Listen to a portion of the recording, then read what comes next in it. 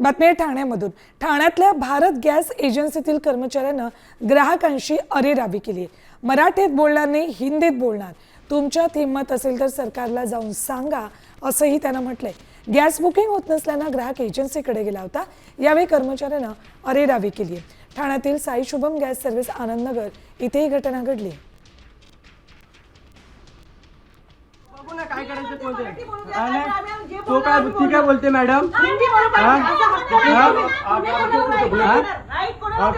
का विचारलं आम्ही उपाशी मारायचं का आम्ही उपाशी मारायचं का आम्ही उपाशी मारायचं का निक बिक हे तुमची भाषा आहे ना चालेल हा जाचल ना हा निक ना ते दाखवतो ना मी आता हा यो तुझा माणूस या संदर्भात आपण अपडेट्स घेऊ आमचे प्रतिनिधी विकास काटे यांच्याकडून। विकास, हा प्रकार नेमका काय घडलाय ते तर दिसते, पण या प्रकरणात कारवाई करण्यात आली आहे का? दिवसेंदिवस गॅस सिलेंडर मिळत नसल्यामुळे कुठेतरी ग्राहक मेटाकुटीला आले असताना आता नवीन वाद समोर आलेला आहे। गॅस एजन्सी मधली जी काय महिला आहे त्यांनी आता मराठी आणि हिंदी याच्यावर वाद होण्यास सुरुवात झालेली आहे।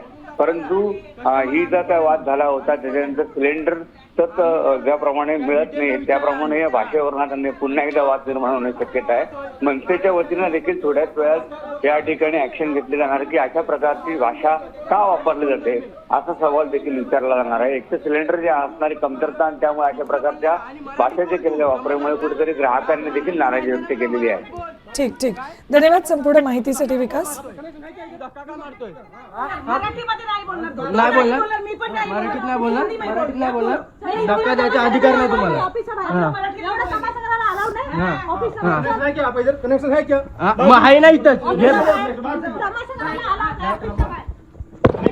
कनेक्शन दाखवतो ना हे काय कनेक्शन चेक कर।